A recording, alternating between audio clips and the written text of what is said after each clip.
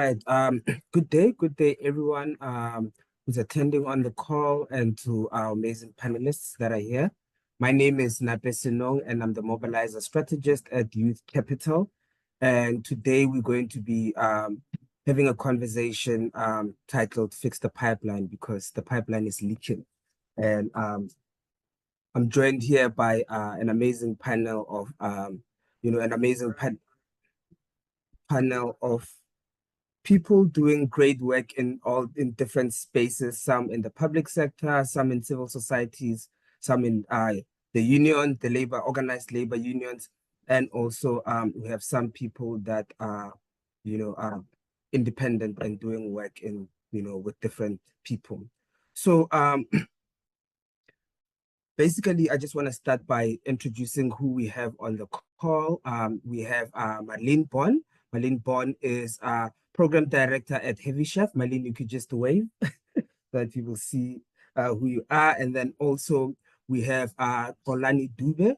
Xolani Dube is from SATU. Xolani is the national convener for the student chapter of the South African Democratic Teachers Union. And also we have Essa. Zach has done quite a lot of work in research around public employment programs, and he has quite a wealth of knowledge to share there. And also we have Phelisa Nkomo, who is an independent development economist who sometimes works with the Budget Justice Coalition and other stakeholders in the space. And I just want to start by framing the conversation on why at Youth Capital we think that the conversation matters. So our work at Youth Capital, as some of you might be familiar with, is that we do mainly advocacy work to change policy so that young people can have access to opportunities, whether it's earning opportunities or jobs and the like. So that's mainly our work. And we have a vision for 2035, if our advocacy goes well, to halve the rate of youth unemployment, particularly focusing on three main advocacy actions. One is around work experience, because in our engagements with young people when we're developing what we used to call the youth manifesto, the 10 points youth manifesto, is that young people really struggle to find work experience that enables them to move into meaningful and gainful work. And then the second part of our advocacy actions really revolves around skills of the future, ensuring that young people have the relevant skills that will enable them to participate in the economy. And then also the other last point is around entries into the economy, whether it's through self-employment or through the informal economy, and also that trajectory of how do you move from informal into formality. So why does this conversation matter, and why did we decide to have this conversation? One, because South Africa has a population of young people, mainly young people. We are a very young country, as most African countries. And also unemployment in South Africa is a general problem, but we know that mainly it affects young people, with the stats that say that 1 in 2 young people basically do not work, who are eligible to be in work, don't work. And then also we know that, as we mentioned, work experience forms one of the biggest obstacles for young people in finding work. And also we have a literacy crisis. I don't remember very well what the numbers are, but like a majority of young people in the country, particularly much younger in primary schools, are not reading at the right levels that they're supposed to be reading at. And you know that reading has a lot to do with comprehension. If you can't read, you struggle with even other aspects of your academic life. And the skills trajectory just becomes this cascading situation of keeping young people out of opportunity. And then also we think that this conversation matters. That's why we have people like Zach, that what is the role of public employment programs in terms of helping us to stop the leak, because these are government programs and initiatives that were meant to it's government's way of saying, hey, this is what we can do to create employment. I know a lot of people are saying that government's role is to just create an environment where others can create employment, but also it's all our collective responsibility, the public sector, the private sector, civil society, and all other sectors. And then also we know that job creation for young people lags even at times when the economy grows. At the moment, the economy is not really growing that well. It's stagnant. But even when we've had like, periods of economic growth, we know that there was jobless growth, and a majority of jobs when they are lost, usually it's young people first. So just want to have a disclaimer that like we had invited National Treasury to be part of this conversation, but we did not get a response. And yeah, also with like, framing the conversation further, just want to mention that like, with having a crisis like this for so long, we have built, as a country, we've built quite a wealth of research, and we've advocated or, proposed or tried policies aimed at like, promoting young people's economic and social inclusion. However, the crisis persists. We know that like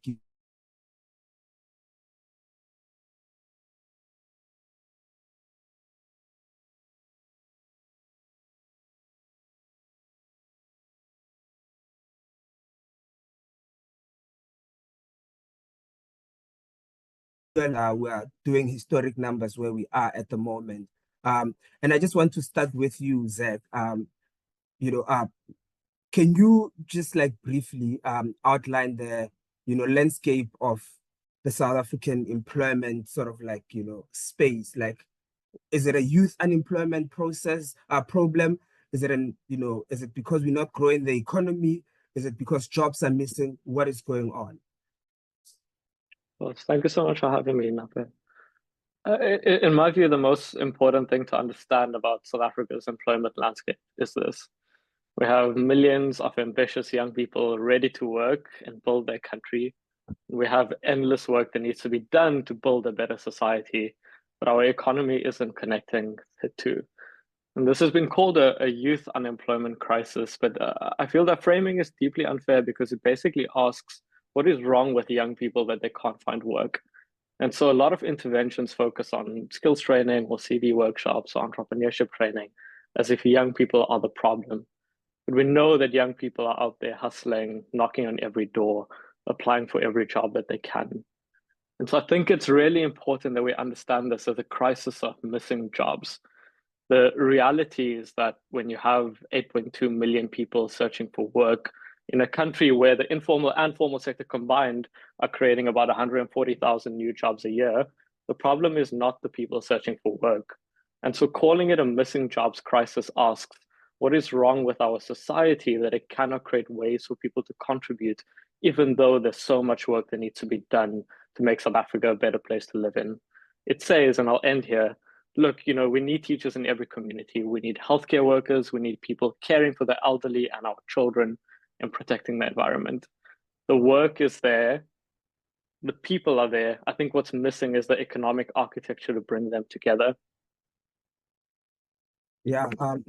And also like, having mentioned like, the economic architecture that, should bring us together, we know that we are in a context of slow growth, budget cuts, what do you think that is the role then of public employment programs, and what do you think is the value that they bring, to society and also to like young people or other unemployed people in this kind of space? Public employment is a simple idea. It uses government funding to create work opportunities. One important role is that they throw a lifeline to young people the economy has left behind. In May, for example, 1.9 million people applied for the Basic Education Employment Initiative. And if we think about that, that's 4 out of every 10 unemployed young person that has applied for this program. And so the message we're sending to young people right now is that society has abandoned them, that they are unemployable and a burden. But when these programs work well with fair wages and real responsibilities, I think they can tell people that they're important and the work that they do in their communities is important and it gives people hope for the future. But in the missing jobs crisis, I also think that public employment can help us redefine what the future of work looks like. The presidential employment stimulus, for example, is really focused on this idea of unlocking the social value of labor, that even when labor doesn't have market value, it has and it can create all sorts of social value because people are valuable to their communities.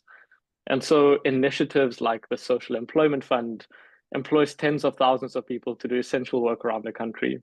They're supporting survivors of violence, cleaning rivers, maintaining public spaces, growing food, teaching art to kids. And so instead of asking what kind of work makes a profit, I think public employment can ask what kind of work builds stronger communities. And when you start there, the millions of unemployed young people aren't a problem to be managed. They're a real asset for building the society that we want and that we need. Yeah, and Phelisa, I just want to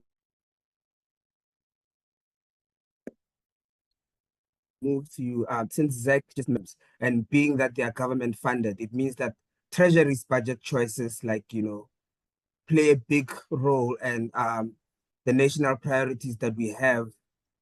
We've had quite an interesting, budget process this year. I'm gonna ask,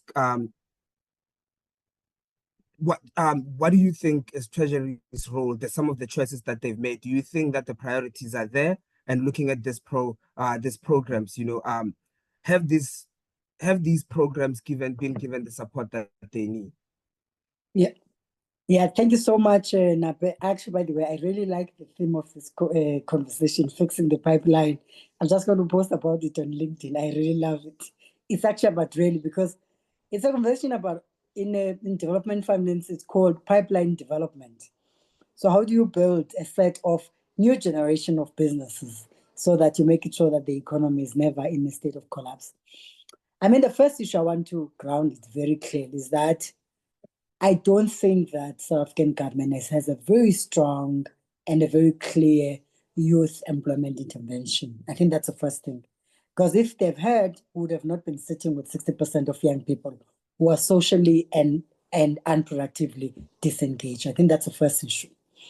I think the second issue is that I'm happy to see, by the way, Marlen, in this context, I'm assuming that she comes from the private sector, that there's not been a very clear social compact on how to deal with youth unemployment between private sector and public sector until very late in the 2018, 2019. So we've really relied on laissez-faire approaches. So if you really apply evaluative lenses in a much more robust way, right? And I think I like the theoretical mapping that Zach makes, that actually public employment are really a breeding ground for building citizens who are able to work, who are picking up skills, but also it's an opportunity for people to decide on their career choices and whether I'm on the right track. In fact, when young people are saying I'm doing a gap year, they should actually be going into public employment during that gap year, and then as they're finding themselves, and then actually move in after they've been in part of a public year. So firstly, if you look at the internship program, we have young people who've moved to 3 internships program because all they're looking for now, it's income, right? We've not looked at the qualitative impact, both in terms of income, but also the type of skills that they gain or accumulate during the period of internship. And in the second one, there's an issue around the tax incentives. I think we have no strong mechanism for monitoring and evaluation on whether the tax incentives are associated with youth employment, whether do they really, really derive what we're looking for. I think the fourth one, public employment, there's actually no clear funding mechanism. And you pick up on several points. Firstly, you look at the austerity measures that gets employed. Public employment is often the first one that gets heavy cuts, either in a form of what's called public works program, but also as well as a community works program. So the national government has really no clear intervention. In fact, after the end of the early days, in fact, after the, a National Youth Commission, when the National Youth Commission designed youth policies, I think after that tenure and the introduction of NYDA, we've really not seen something that's quite robust. For instance, when you talk about support for young people in terms of entrepreneurship, right? We use, very stringent mechanism to scrutinize young people's business ideas. There's no support for ideation for businesses. There's no support for entrepreneurship. And sometimes in cases where they are, it's like they will get support on with a small amount of about 5,000. I mean, the basic infrastructure would be access to free Wi-Fi so that people can have access and write, access to, open centers where they can use computers, for instance, because we've not thought about the cost of access to information for young people. So in essence, we've had a piecemeal intervention here and there, and without a very clear, consolidated program. But as I close my input, there's a direct link between human capital strategy, the economic architecture, and industrial development strategy. And we've not had a very strong alignment here. So for instance, if you look at the uptake of the type of courses that young people are taking at university and TVET colleges, if you look at the levels of dropouts, right? If you look at the data, I mean, there's a nice research that was done by UNDP where it was tracking young people when they've registered for a grade 1 right up until to grade 12. The indication is that, or evidence suggests that almost 50% of young people drop out halfway from grade 9, grade 10, and grade 11. And we're not able to trace those young people. And instead, what we're starting to see now, there's an increased numbers of young people who are unskilled, the increased number of people who are involved in criminal activities, either whether it's in a form of robbery, in a form of gender-based violence, or in a form of extortion. So I do think that we're doing very clear, and our macroeconomic policy is not really geared to support young people's need. And the piecemeal interventions are really focusing on the cities and the townships, and young people have limited social capital to access several programs because they come from working class communities, and so the impact is very minimal. Thank you. Thank you for that,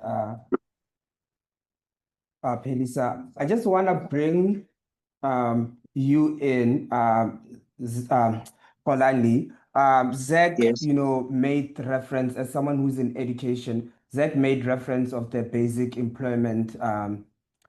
education employment initiative, the BEI, which is commonly known as the teacher assistance program to most people.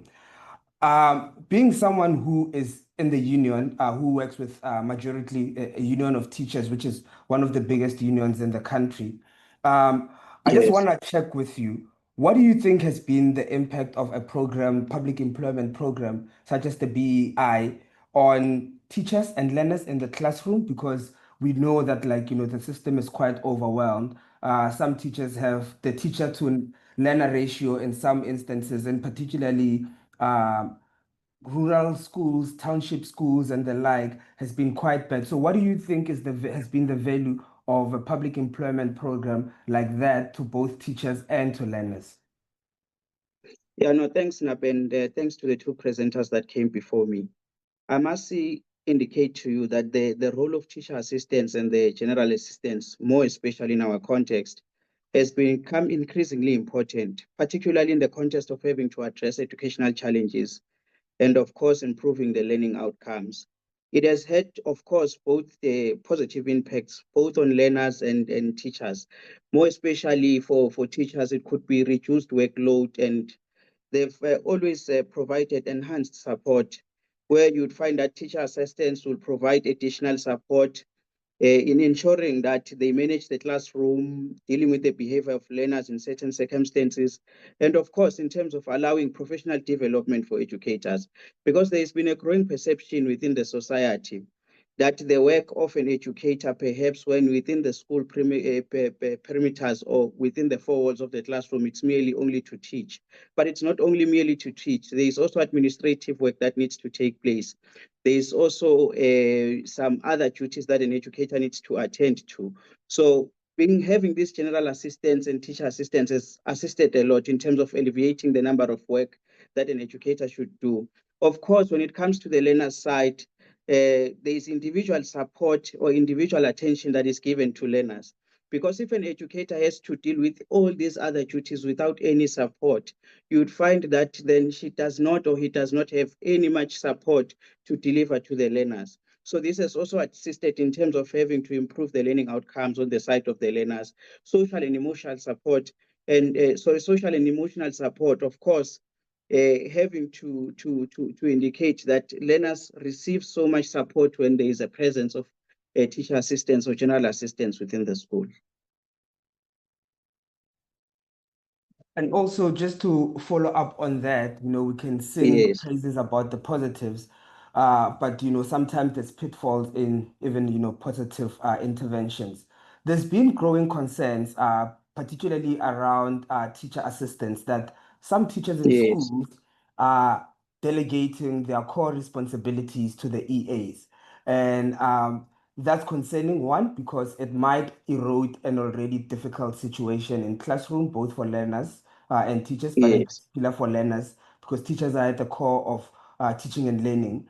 But also it might erode the credibility of a good program such as the BEI. What is the union's take on that? Of this concerns that are coming up more often than not, that some of the teachers are delegating their core responsibilities to these EAs.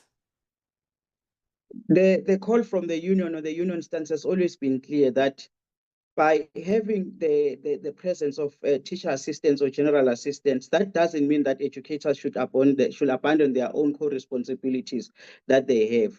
Education assistants or teacher assistants, they do have their prescribed responsibilities that they need to adhere to. Therefore, we've always been clear, because having to abandon your own work as an educator and allowing a teacher assistant to take over your duty load or your workload, that will actually amount to exploitation on the side of the teacher assistant. So we've always been clear that education assistants or general assistants should always stick to what's prescribed as their prescribed duties and responsibilities, and educators also do not abandon their own responsibilities that they have, so that we do not have an education system that falters, or having some people that might have be in a position to take responsibility which they might not be better qualified for. Thank you for that, Xolani. Marlen, I just want to bring you in and then just to touch on the work that you've done at Heavy Chef Foundation and Youth Venture, because we know that you engage quite a lot with young people. So there's been quite a big talk about self-employment and the like. I remember on Youth Day, the Deputy President's speech was, really based on how do we get young people to explore entrepreneurship more and, those pathways of self-employment. Having engaged with young people, do you think that is something that's young people is something that's desirable for them, or they're merely doing it out of necessity? Or is it a choice, or is it something that they feel like they must do just to survive? Yeah, thank you so much, Nape, for including me in this conversation and reaching out to me. So yes, I definitely bring in more the background of entrepreneurship, the Heavy Chef Foundation, maybe also to clarify, we are a community and learning platform for entrepreneurs. And Youth Ventures is an initiative that is supporting youth in creating their own ideas, coming up with ideas and creating small business ventures. So I'm obviously very passionate about entrepreneurship and definitely see its value in its own right. But when you ask me, when it comes to youth, should they rather choose A or B, employment or entrepreneurship? I do think that entrepreneurship is rather plan B than plan A. I think for various reasons, because going into formal employment, that gives a lot of security, a lot of stability, a lot of safety. There's already a structure that they come in. There might be seniors that are guiding them, and there is like a monthly income, and there's a lot of certainty to a certain degree, of course. And I do believe they also associate success to formal employment. I think it's also how success is perceived, like getting into formal employment, be it in the corporate field or in the public sector. And I do believe there's also quite some pressure. You know, you need to get a job, especially coming from a background where there might be financial constraints or family members also not having employment. So I do believe there's also the social pressure of like, I need to get a job in order to, you know, to contribute and generate some income and make my way. And on the other hand, and also from a schooling point of view, and the schooling system is also focusing on preparing students to become employees and not necessarily fostering an entrepreneurship mindset. So, and I think so there are various aspects playing a role here, and I think also the perspective of that entrepreneurship is maybe more for people that have connections, that have capital, that have money, and the know-how. But that said, I've come across a lot of youngsters and youth that have a lot of aspirations, that have a lot of ideas, and there is this growing interest in entrepreneurship. And phrases like, I want to be my own boss, I want to be a businesswoman, I want to be a businessman, I have an idea and I really want to grow this, but I don't know how. So I definitely see that there is this interest. And interestingly, I've come across a lot of youth that are already side hustlers and have been hustling during school time, you know, selling ice cream, selling popcorn, selling snack packs. They are already on a path of entrepreneurship without even knowing it, being a side hustler. And during that, they, and again, not being aware of that, they have actually learned a lot of skills. And I think this is something that we can build upon and tap into. It's on the one hand, the ideas that they come up with that are also in response to the gaps that they are seeing, because they also want to make that, and I do see this innate wish of making this a better world that I'm seeing within the youth. And I think that is something we can tap into, but again, like formal employment, this needs support, that needs structures in order to make it viable, in order to make it desirable, in order to have a roadmap that they can actually follow in order to make this work, the ideas and making this tangible and turning this into a business. So yeah, I think summing this up, in order to make it viable and desirable, I do believe it needs support, and it also needs an entrepreneurial mindset that we need to foster and give them also a lot of different opportunities where they can grow that, where they can tap into different market spaces and places, tap into support, tap into communities and networks. And I've seen many success stories through the Heavy Chef Foundation, where we provide all of that, a platform, learnings, a community, access to experts, and how success stories are coming out of that. But again, as I said, similar to employment, we need to put structures in place to help youth along the way and to create that roadmap for them. You mentioned, just to follow up, you mentioned that there's a number of challenges that the young people face, where people in general, I think, who try to start their own businesses face. I just want to, like, you know, and obviously with admitting that there is opportunities there, you've mentioned that there's been some positive, inspiring stories.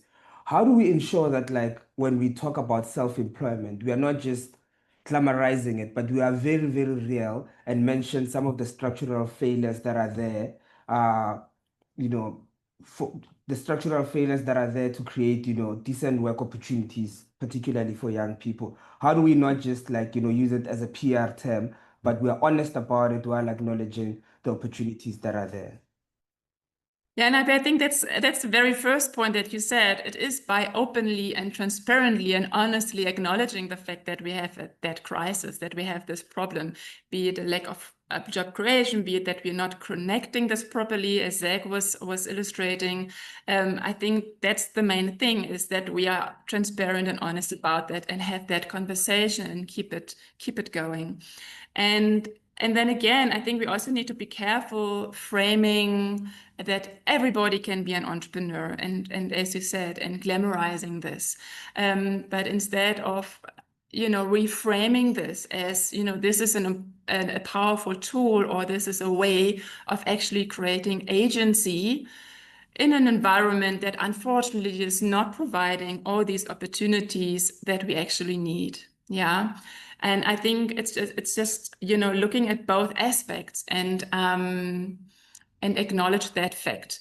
And then furthermore, as keep pushing that agenda, and I think that is what Youth Capital is on and working on. And another important aspect that I see is to also, and that I would like to highlight, is to include youth in this conversation. Entrepreneurship or formal employment. What is it that you are interested in? What is for you desirable? Where do you see yourself? What would you like to bring in? What would you like to contribute? And to also include the youth in this conversation around employment, around entrepreneurship, and even bring them in. If it comes to entrepreneurship, include them in designing entrepreneurship programs and evaluating entrepreneurship programs to really get them involved. And I think because that is a problem, that there is this exclusion, that we're not getting them involved. So either or, I think it's really a matter of involving them in this conversation in order to really evaluate where we are and where they would like to go and what they would like to do. Yeah, thank you for that. So before Can we I move on add? to the Sorry, next sorry, section Napo. of the conversation, I see Phelisa, you have your hand up. Yes, you can just quickly unmute and then in a minute, just make your point. Yeah, no, I want to contribute on this conversation because that's important. Firstly, we need to understand the structure of the economy, by the way, limits people graduating from nano to a micro business. And I think I'm answering even the question that is on the floor. What makes that limiting is because we have an oligopolistic economy, right? Highly conglomerized and highly organized. So for instance, and you see that by the fact that in communities where young people are selling popcorns, they're also competing with ShopRite, right? So in essence, it means that there are no economies of scale. So there's an opportunity to build firstly, advocacy work for the structural transformation in the economy. I think the second one is to actually facilitate that young people have access to economic opportunities at local level, right? So another simple example, which a lot of people don't even know, is that when malls are built in the townships, amongst the key things they demand from the municipality is that there must be an introduction of a bylaw which will make it sure that no one is going to be selling bread within a certain kilometer radius, competing with a business that is actually in the mall. So can you see already it means that it limits competition. So if a young person lives within a rate of a kilometer, is running a bakery and a mall is built across, part of the demand from the mall owners or the property owners will be that bakery must be closed because it's competing directly. So, and I think for me, there are strong regulatory issues which I think Youth Capital needs to pay attention to. And then the second one is to really demand for spaces within local communities to be created for young people to actually start trading. And then I think one of the key things, by the way, about informal trading, it's not only resilience, but it's the ability to pick up demand, right? Demand side of the economy. So for instance, if they see that there's an opportunity to sell sweets, they see popcorns or ice cream or anything else, they are quite responsive into that, unlike the organized economy. But at the heart of it is that this conversation is incomplete without demanding a proper structural transformation at macroeconomic level, because that structural transformation has a direct link with what's happening. So if we open, and the last point I want to make, if ShopRite opens in a community, amongst the demands that community must make is that 40 to 50% of goods must be coming from young people. Cash crops, for instance, right? We have Pick and Pay clothing that opens up in the township, displaces young people and women who would normally be providing would be selling, clothes in those communities. And that displacement, no one takes care of it.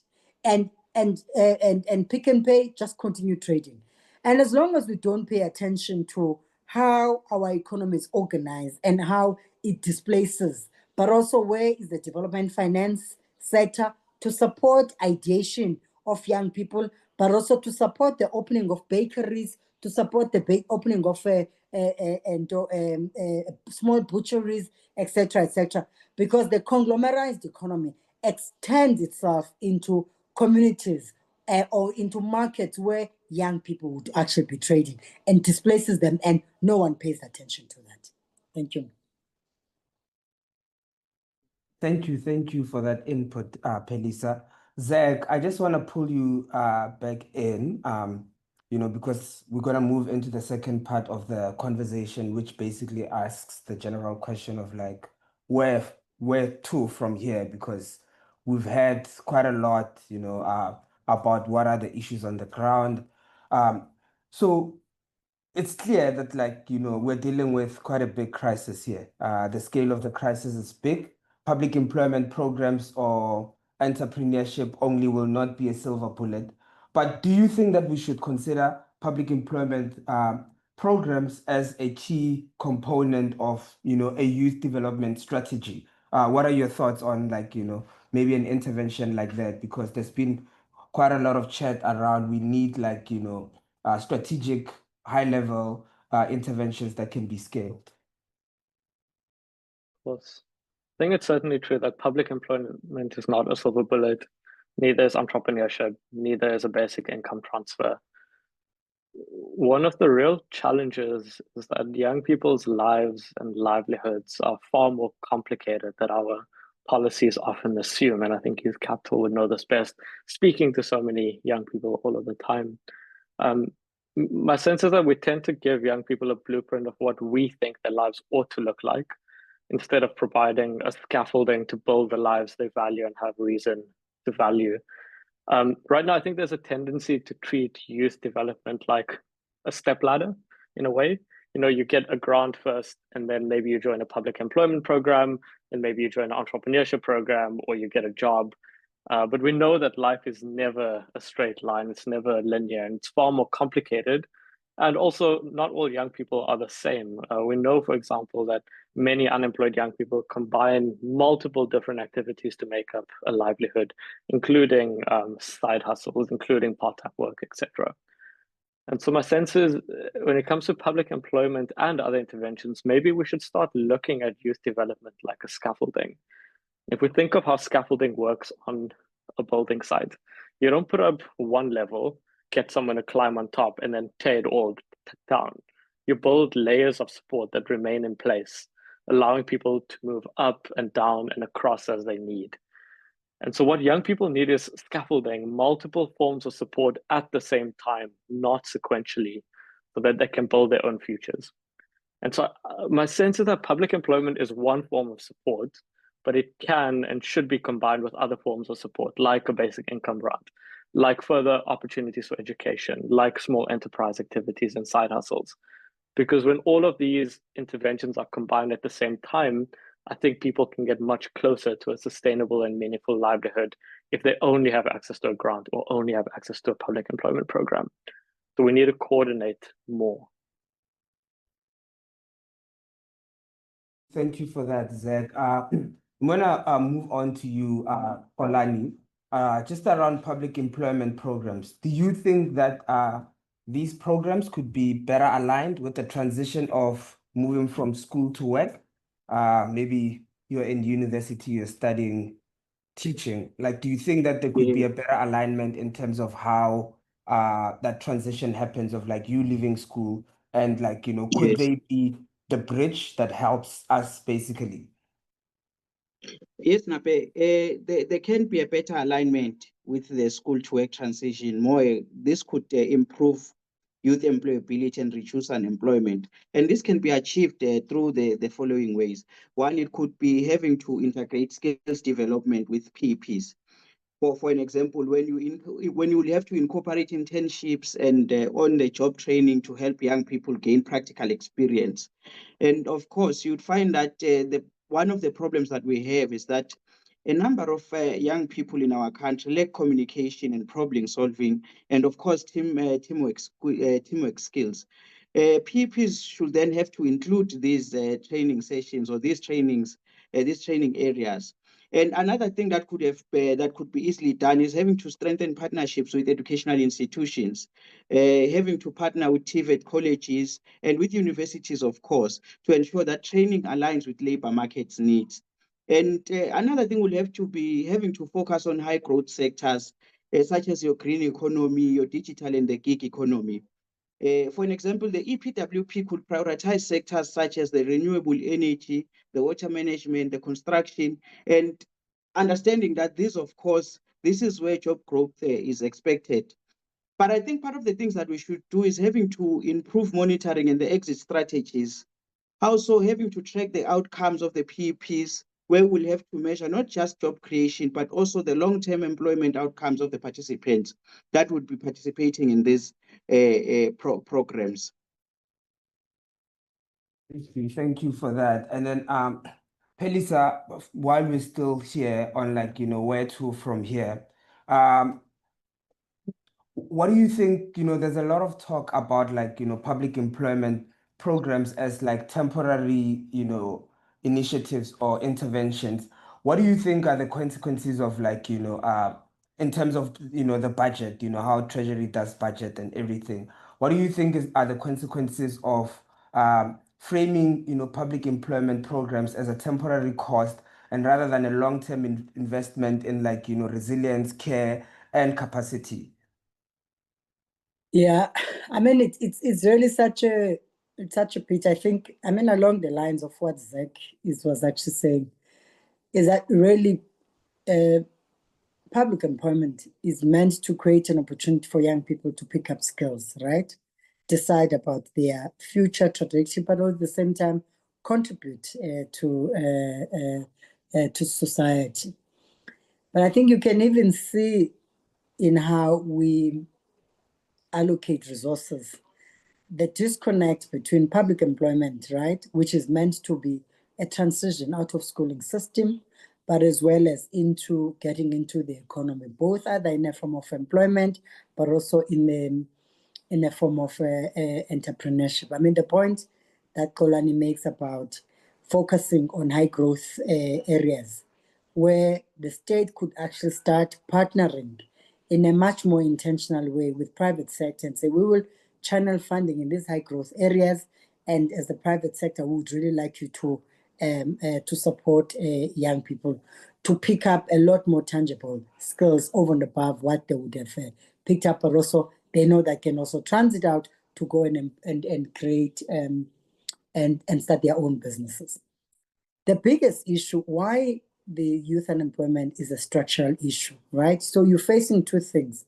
One, you're facing the unemployment issue, but also you're also facing the underemployment issue, right? And why that's an issue is that the industrial output of South Africa has declined to 19%, right? And to simplify it, it means that 81% of goods that gets consumed in this country are really coming from outside. So that's a strong indication that if 81% of goods that are consumed in the economy is coming outside, it means that young people who want to be entrepreneurs are going to be suffocated. They're not going to have opportunities.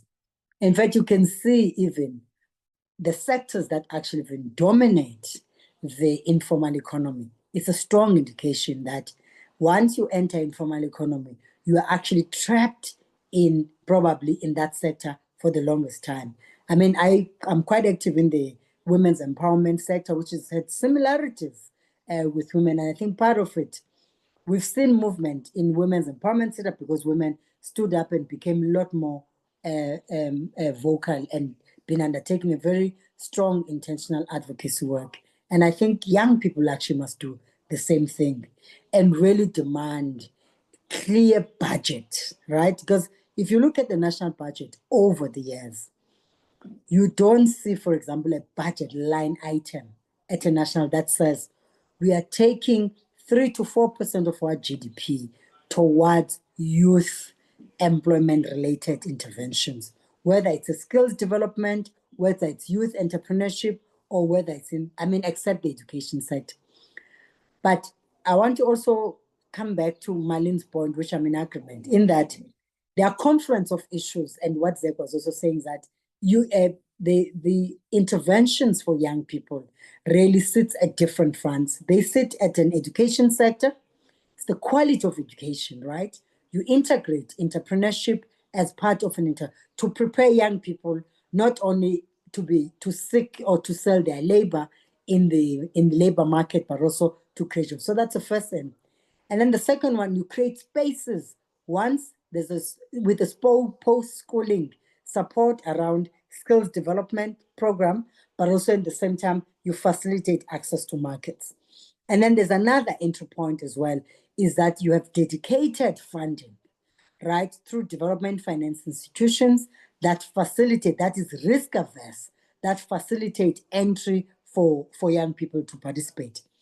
But at the heart of it, the point you were asking, Nape, is that how do we make it sure that this is just not becoming a grandstanding? As long as structural issues in the economy have not been resolved, the conversation is always going to be grandstanding, because you can do all these interventions, but if access to markets and you still operate in an oligopolistic markets where sectors of the economy are dominated by 4 to 8 companies, you are always going to struggle, because you don't have a concerted support that is linked to small, medium enterprises, because small, medium enterprises are important. So as I make the last point, the Minister of Finance made a very good policy statement, I think in the budget either of 2022 or 2023, that 61% of South African economy is constituted by small, medium enterprises. So what you would then expect would be that that policy statement is followed by concomitant support in terms of budgetary allocation, which is resourcing it. And we didn't see that. There was the 12 billion allocated, which was meant to support small, medium enterprises, which is in essence, that's where young people were. Within 2 weeks, when we were, as advocacy organization, when we were reaching out, wanting to understand where is that 12 billion, how is it going to be dispersed, and how do you access it, we were told that actually it could reduce to 1 billion, and later it just disappeared. So it's a strong indication that as long as you have a macroeconomic policy that is based on austerity measures, both from monetary policy perspective and fiscal policy perspective, there's very little that we are going to do. And it's such a pity that the National Treasury actually did not respond to this invitation, because they need to answer the question, where is youth budget? And I think part of this outcome of today's conversation is demand for a youth budget that is not only housed within NYDA, but a youth budget that sits in different fronts, but that actually addresses different areas of young people's needs to exactly address what Zek was talking about, that young people's lives, are complicated, but also at the same time, young people are finding themselves, and you need a national budget system that is not only flexible to accommodate that, how young people actually find their foot in society and the economy, but that is also supportive instead of being punitive. Our system, for instance, if you get funding of 150,000 and your business fails, you are not going to be supported again. That's how punitive it is, right? And you tell me, how will young people grow and learn? And the reason young people in Europe and in America seem to be running resilient businesses is because their systems are flexible. It understands that we need to create a space for young people, but also at the same time, it's not risk averse. It's actually open to risk, and its appetite to actually support younger people is a lot more bigger than what we're seeing in South Africa. Thank you. Thank you. Thank you for that, Phelisa. I just want to move along because we don't have a lot of time. Just going to ask one question to you, Marlen, before we move on to the next section and also open up to the floor. Across, the different speakers, you guys have shared some of the challenges that are there with young people in terms of self-employment. I just want to check, Marlen, in your conversations, in the work that you've done with young people on the ground, what kinds of support do you think is needed, financially, regulatory wise, and social, to ensure that like self-employment becomes truly dignified and it's a sustainable choice for young people, given the situation that we are in? Yes. Thank you, Nape. So yeah, definitely one big aspect is support. I was just talking this morning to a young lady who is onto building her own business, and she was sharing the challenge with me, when I talk about this with my family, they actually start rolling their eyes and wondering why you're doing this, and this is anyway going to fail. So it starts with a lack of support being, or the need of support, being it small from a family point of view to a bigger field, be it communities and networks, collaborations, partnerships, co-op spaces to tap into, so that there are like-minded people that understand me, that I'm on this journey, and there's also a pool of experts that I can tap into. And we see this at Heavy Chef again and again and again, how this peer-to-peer support is playing a huge role in the success of a business. So one of the support, having a community. Another thing is obviously, and we mentioned this a few times, it's the skills, practical skills, soft skills, understanding how to do pricing, how to do budgeting, bookkeeping, how do I talk to people, how do I sell, things like that. It's the practical and the soft skills. Also, the access to market. Being able, to sell to customers beyond my local area that I'm in. Being able to tap again into referrals, into networks, into platforms where I can be visible. And also where I can build trust, at the youth that sometimes also challenged people. Are people trusting me? I'm a youngster to buy from me. There's also this perception that we need to overcome buying from youth. So yeah, I think it's also the support financially, being able to tap into resources, be it digitally, be it funding, be it into equipment that they might need. Where I'm seeing like, makers labs, co-op spaces where they could tap into, where there is shared equipment that they could use to really help them along the way and build their products, create their services, whatever they come up with. So training, educational support, and a big challenge that which is also there is understanding compliance. How do I register a business?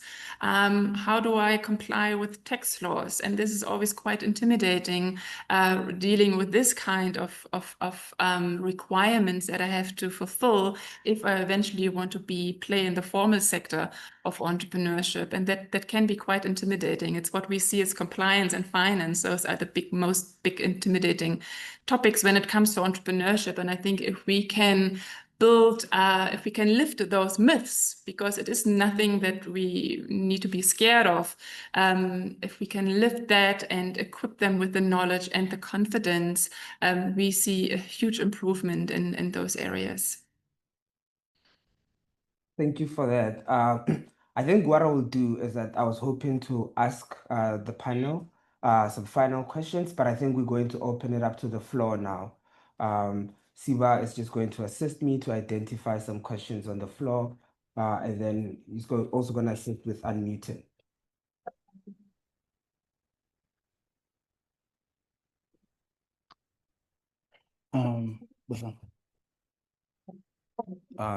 Mary Jane.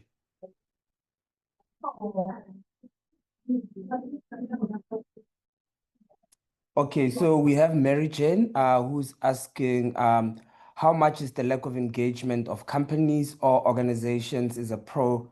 3 months is a short practical time, I'd imagine, right?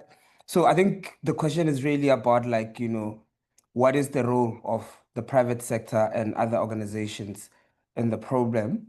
They think that 3 months is that an internship time? And then another question. Has the formal economy fail to support the supply side given the scale of the problem? And should we be developing an economic architecture that is not reliant on the formal economy? And can public employment programs be a link to that? I think this is a question for both you, Zach, and also for Phelisa. So I think we could just start with that one.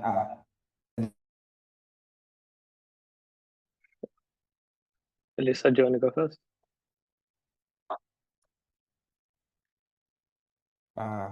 But just repeat, yes, yeah, I am. Just repeat the question, Zach, because there are many questions here. So the question asks the first question is how much is a lack of engagement from companies? I'd imagine that's the private sector and other organizations. A problem. They're saying that 3 months practical time is too short also. Yeah. And then the other question. And Yes, then the now I other remember. question asks, has the formal economy failed to support the supply side given the scale of the problem? And should we be developing an economic architecture that is not reliant on the formal economy? And can public employment programs be part of that, bridge to get there? Yes. I mean, I think the starting point, I think I made this really in my first input, that I think the private sector has really been doing minimal because there are no evaluation mechanism in place to make it sure that actually there's a commitment on employing young people. In fact, the pattern is that, or the trend is that companies are employing young people for BE points, right? But also you have companies who actually don't even employ young people for BE point. They just go and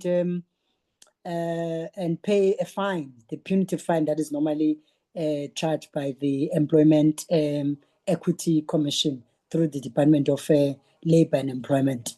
So they've really been minimal. I mean, you do see a lot of posturing that takes place in as far as, people would say, oh no, we're employing young people, but they do very little. But the point I'm also saying is that I think what the youth capital could actually do as a deep dive, by the way, is to do what we call a qualitative assessment of what type of skills that gets transferred to young people when they're placed in the private sector, right?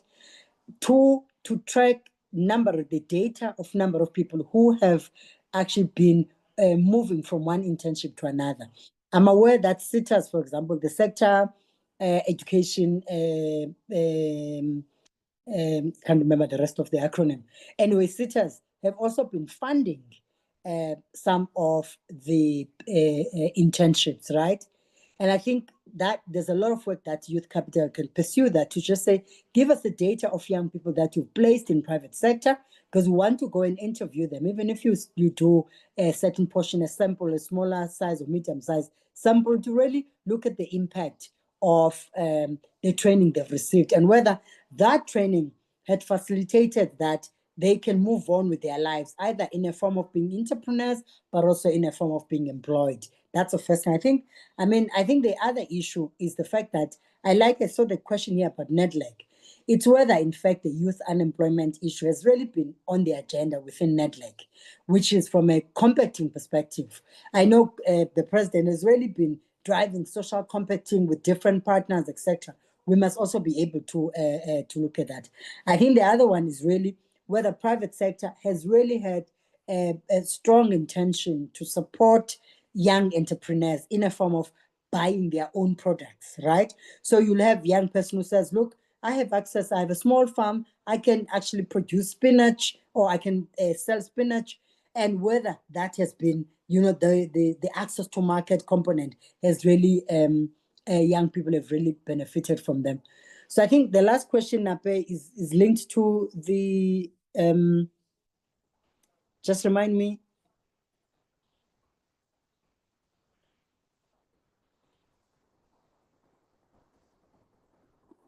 You are muted. I can't hear you.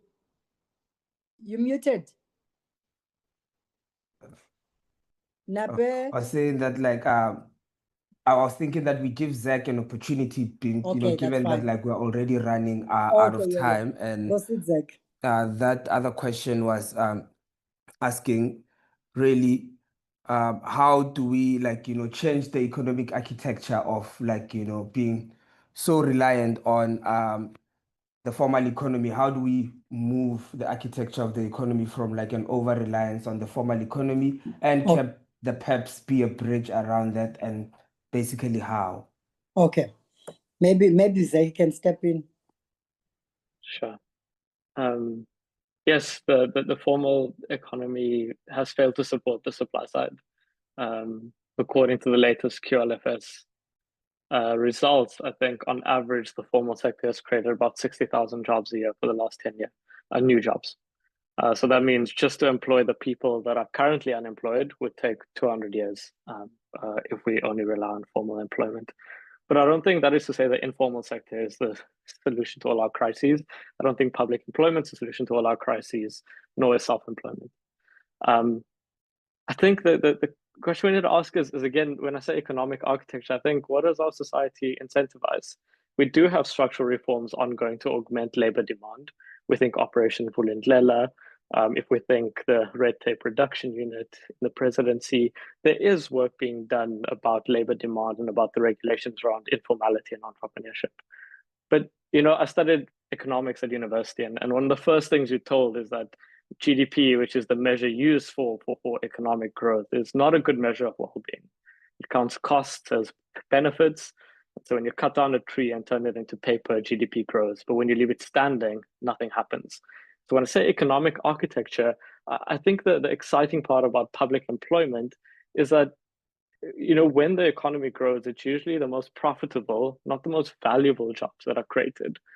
What public employment, I think, can do and can show us is that there are also other ways to create jobs that could go directly to the social value of our lives. And so when we're talking about the social value that can be created through public employment, we're talking about tens of thousands of school children reached through art programs, 7,000 community food gardens reached through the Social Employment Fund, 700 informal settlements where livelihoods are being improved. And so I think, you know, is there a way we can think about how we create jobs that are directly about making human life more richer, that are not solely about making profit? And how do we adjust those incentives? So yeah, I don't think there's one solution, but maybe we need to start asking new questions. I think now, because of a lack of time, I'm going to just ask one final question, which is directed. I think you, Marlen, you can actually, like, you know, assist with this. It asks to what extent is lack of access to finance an issue to emerging entrepreneurs, and how can youth entrepreneurs with no credit record or collateral be supported to access affordable and flexible nano or microfinance? What opportunities are there in the country? Right. So yeah, to answer the first part of the question, it's definitely a limiting aspect to starting a business for any entrepreneur. You know, it's capital always a resource that comes into play, and also the question, you know, what can I do with what I've got?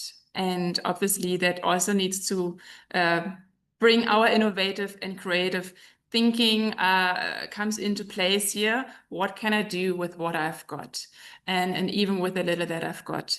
Nonetheless, I don't want to play this down. So definitely funding and access to resources, and not only financially, other resources like equipment or internet or computer, all of that play a role in actually getting started and pulling something off. And I know in South Africa, there are various ways and various avenues to apply for funding. But again, I know that I think the number is around 80% of all applications that are actually declined when it comes to funding applications. So again, obviously, we're also facing a structural issue here. And also, how do we make this easier for youth who don't have that track record yet, who don't have that credibility yet that they have built over years? They just don't have that. Again, and that is a good question. How can we make microfunding accessible to them? I know there are different initiatives that look into that, but I do believe it is a structural problem, and there's really not enough opportunities there for youth to tap into that, and it is a big challenge. Thank you for that. So as we move on to wrapping up, apologies to everyone who's on the call that we're running over time, but it's because of all the great contributions. And I see also some very incredible questions in the text, in the chat board. I think, Zach, there was a question directed to you and others, so you can just like also reply to the people if you can. So one of the final questions is like it's to everyone. Xolani, as someone who's in organized labor, Marlen, in the work that you're doing in the youth space and everything, and also Phelisa as an economist who is also an advocate and works on the ground. We know that the problem affects young people mostly, but like it's a collective problem. Unemployment is a problem not just for young people, it's a problem for everyone. So how do you think what is the role do you think that like everyone else has in terms of shifting the perception, the narrative and the perception around public employment programs where they are not seen as like a stopgap, but also they are seen as a platform to build meaningful opportunities for a future where young people are able to transition into meaningful work and also different ways of making money and earning income. So you can go first, Xolani, and then Marlen, and then Phelisa, you can come in. I think Zach dropped off. Okay, no, I'll be very short, taking into consideration the issue of time. From the side of labor, it's of course having to advocate for fair labor practices, because you would find that most of these PEPs, they are low paying in terms of their jobs. And one major responsibility that we have is for us to push for fair stipends, benefits, and compliance, of course, with labor laws, and ensure that we prevent any exploitation that might take place within these PEPs. And I think we have got another responsibility of ensuring that we facilitate transition to permanent employment, because you'd understand that most of them are temporary. So our responsibility as labor is to ensure that we negotiate with the employers, both from private and public sector, to make sure that they absorb some of these PEP workers into permanent roles after their contracts have ended. And of course, try and make sure that we promote labor absorption policies. And one other thing that we have, the responsibility that we have as labor, is to make sure that we organize the PEP workers, because most of them, you'd find that they are not unionized. And as that is the case, you'd find that they end up having to be subjected to many kinds of exploitation within their workplace. But of course, I think we do have a responsibility of having to engage in policy design through collaborating with government and civil societies. That's all I can make as a submission. Phelisa, I think you can go. I think I've made my few points. I think the point I'm making is that, and I believe that conversations like these ones should come up with concrete proposals. So I'm saying to Youth Capital, amongst the key things you need to do is to adopt an evaluative lens on what already has been implemented. And you use the influence you have to reflect to government and other partners on the impact, but also use that as well to make it sure that you strengthen. So I'm saying first issue is to undertake a research, an evaluative research on the impact of these different interventions. Because it's an area of work that has actually not only been under-resourced, but also, politicians like really posturing about them without actually saying, we think this is the impact. So if you're sitting with 60% youth unemployment, the reality, it means that some of these programs really don't work. But also you use the research project to center youth development, right? Which is something that we've not seen in a long time, by the way. And push for an uncomfortable conversation around the work that is undertaken by NYDA. NYDA is extremely bureaucratized organization. It's not structured in a way that it responds to young people. For instance, young people should easily apply for funding through a voice note. Hi, I'm Phelisa Nkomo. I'm 23 years old. And you get officers to convert that information into a proposal. But they I mean, they're using all what I call northern scrutiny, scrutinizing mechanisms, which actually excludes young people. Amongst those is English. I mean, those are basic things. You can never access funding from NYDA if you don't speak English. Now, the question is, entrepreneurs don't have to speak language in English if they truly want to be an entrepreneur.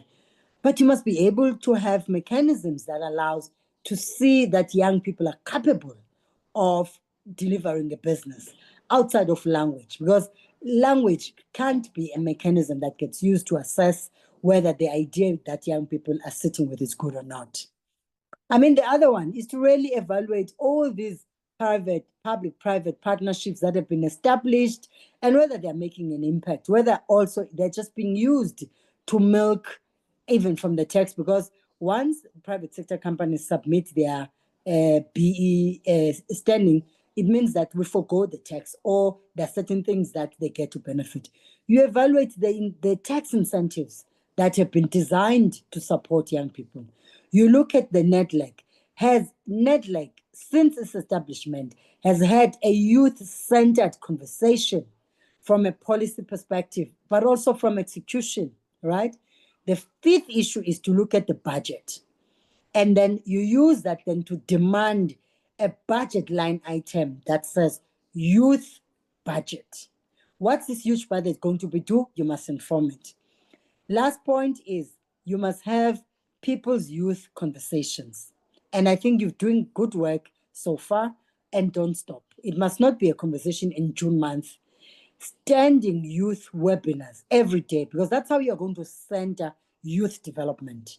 And part of those standing youth webinars must be localized, right? Currently, Unumtata, we have an issue around disaster, climate change. There must be a localized youth. I went there.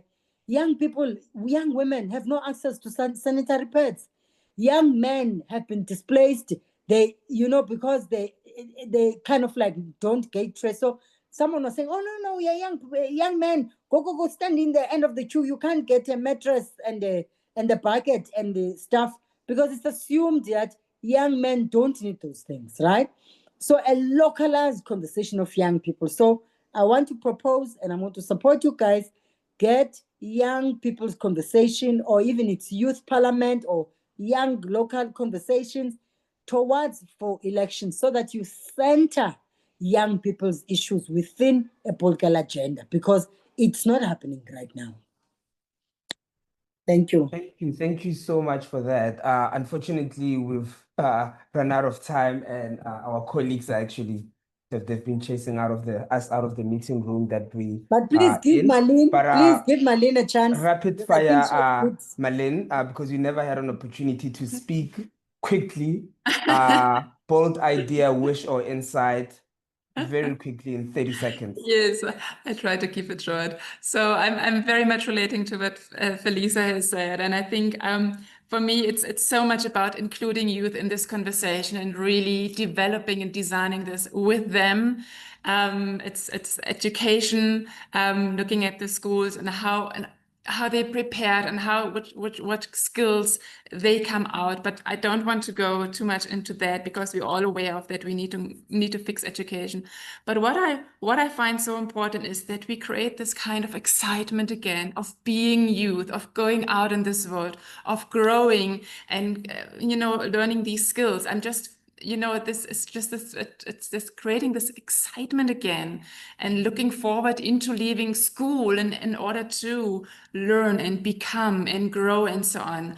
And obviously this is where we need to create these opportunities and also include youth in the conversation. And what I would love to see is many more co-op spaces run and led and governed by youth, platforms for youth where they can offer their services, because a lot of them are side hustling, where we can connect them with different opportunities gigs, contracts, whatever it is. So I think it's co-op spaces like youth work zones that I would love to see much, much more, where they can tap into, where they can meet like-minded people, where they have guidance, where there is equipment. And yeah, and as I said, if we can create a platform for youth that connects youth in an entrepreneurial space, that would be amazing. Thank you so much to everyone who joined the conversation and was able to also just stay on because we ran out of time. And also thank you to Phelisa Nkomo, who's an independent economist who, gave us, such meaningful insights and understanding the economic architecture of the conversation. Xolani Dube from SATU, from giving that perspective of organized labor, and also to Marlen, Bohn, who has worked with young people on the ground who are trying to start businesses or are running small businesses, and also to Essa, who had to drop off earlier on, for giving us sort of like that framing background around public employment programs. As Youth Capital, we are running a campaign currently called Community is a Verb.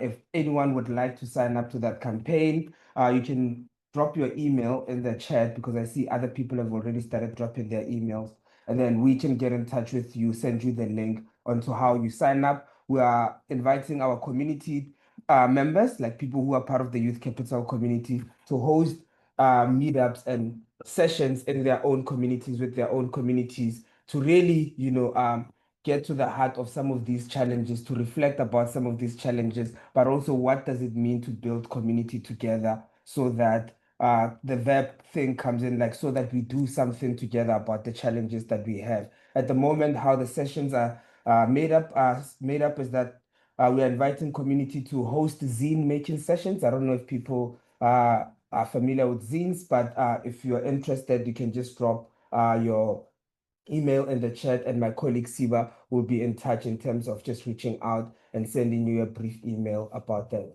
With that being said, thank you so much. We have to relinquish the room now. Yeah, I'm going to close the webinar now. Cheers, everyone. Bye. Have a good day ahead.